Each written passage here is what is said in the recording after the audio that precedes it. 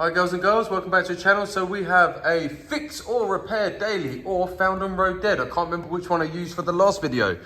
So I've just done the alternator pulley on this, and it was also in for a coolant leak. There's the coolant leak. So I've previously diagnosed this as a water pump failure. This one has been on my TikTok channel a few times with various leaks and this, that and the other, but today we have got a water pump. So before I've replaced the pipe up here somewhere and various other things, so yes. Obviously it's had a little leak for a while.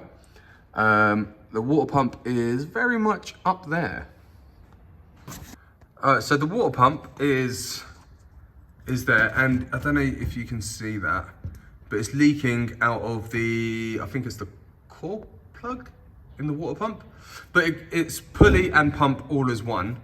I'll show you what that looks like off the car. Also, that brake pipe does not look healthy, does it? Oh Jesus, okay, that might be another video at some point. This is the water pump. I've put the seal on it already. So I believe, well, I know it is leaking from here, which is a core plug. So like I say, it looks not too bad. You've got 4 bolts holding it in. It is tight against the chassis, but I definitely know that I don't have that much room to get this out. So if I do manage to get it out, I am going to get it stuck. So I'm probably going to need to get it all loose, get it to the point of coming out, and then remove the airbox and the engine mount just to raise the engine up enough and take it out through the engine bay at the top. Obviously remove the headlight and everything else. So yeah, that's what we're looking at. How annoying, but you know, let's start removing the covers and get it out. So straight off the bat, we're going to remove cover 1, and then we've got cover 2, a few 10 mils and stuff like that to remove it. And let's see what we're playing with. Could take the wheel off for some better access, I assume. Don't know if that's going to help. Let's find out. No, I don't think that's going to help, but let's just get everything off. All right, so what we've done is we've removed 2 covers, all 10 mil bolts. So 3 10 mils across here and then a couple of 10 mils around here. I've also undone this 10 mil just to give me some angle and a dangle on this pipe. Now, if we get in here nicely, you can see where it's been leaking. Now, I've removed the 2 10s, they're all 10s by the way, the 2 10 mils out the bottom of the pump. And now I'm gonna lower the car down, support it with a jack, take the engine mount and engine mount bracket off and raise the engine up so I can get to the remaining bolts. I've also removed this and drained it into the bucket. So then there is no coolant in the system. It was low anyway, so it was leaking and dripping. So now it's time to lower the car down, support the engine mount off, and get the pump out. Okay, so I've removed the 3 8 mils. There was 2 there, 1 there, just for the auxiliary. I think that's the little water pump and whatever. Now, I'm gonna whip the engine mount off because the water pump is there. So we can see it, just can't get to it. So gonna undo the 4 bolts there, which I think are 18s. And if I put the socket the right way around, yeah. So 4 18s and then 4 13s, we'll get that off and then get the other part of the bracket off and then raise the engine up. Of course, at this point, please support the engine with a jack and a block of wood on the sump. Otherwise, bad things will definitely happen.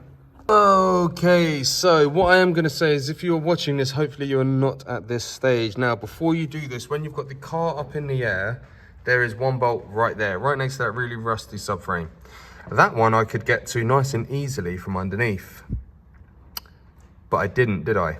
So now I am a little bit stuck. I need to somehow get that one, squeeze a ratchet through there and undo it. And it's not gonna be the easiest of things to do, but it's not too bad.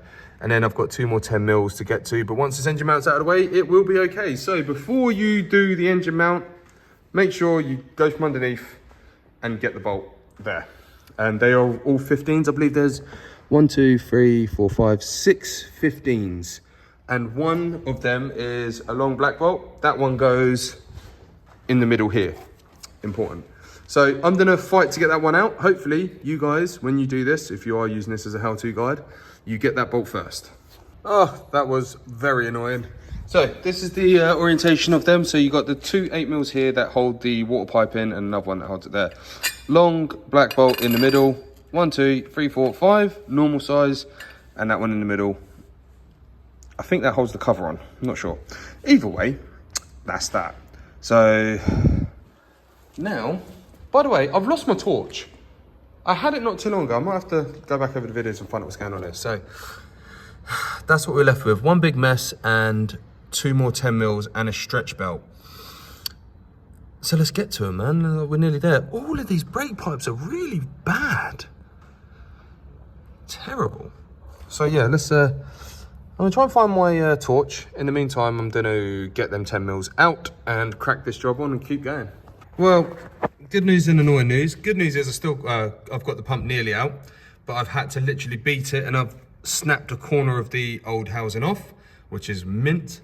The annoying news is I still can't find my damn torch, but there, the water pump is out. Not sure, because I've raised the engine up and I still can't get out, so I've got to do a little bit of wiggly jiggly to get that bad boy out of there. So yeah, literally how I did it in the end, I tried to lever the corners and pull it out and it weren't having any of it. So in the end, I just proceeded to beat it like it owed me money, and eventually it come out. So happy days. All right, it's out. Well, I know the seal didn't fail because that was in there, but you can see where it had failed. Now, I'm gonna put this in a really, really special place. Damn thing. Yeah. What I didn't realise is the new one is a metal impeller, so happy spinny days. What I'm gonna do is clean up in there a little bit. Now I've got access to it nicely. Clean it all up, lube that up massively, and stick it in, mate. All right, so we've got a nice little fast forward. We've got the pump in tight. We've got the engine mount on tight. We've got the 2 8 mils at the back on. This bracket here, I bent it out of the way because I got annoyed a few minutes ago. Now I'm gonna bend it back into place and get it in and get it on and get it tight. So let's do the 8 mils, get it up in the air, double check everything's tight, and then fill it up with antifreeze and pray for no leaks. Okay, so we've got the auxiliary belt on. Used the cable tie trick around the pulley and wound it on the 24mm socket, made sure everything was all good. And that's it, it's on. So that's the stretch belt done. We're gonna start it up in a second once we fill it up with coolant. Okay, filled it up with coolant. You'll notice that there's a line on there from where it had a leak, where we were trying to locate the leak. We were seeing if it lost any water, but anyway. So that's all in. Happy to report we don't have nothing dripping out the bottom. So let's run it up before we finish putting all the covers on and check for leaks. Okay, we're looking good.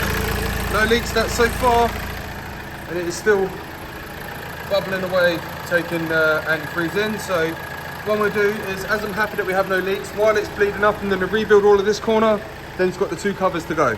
Okay, so it's all done, not making any horrible noises. The heating is warm and making me feel sick. So this one is done.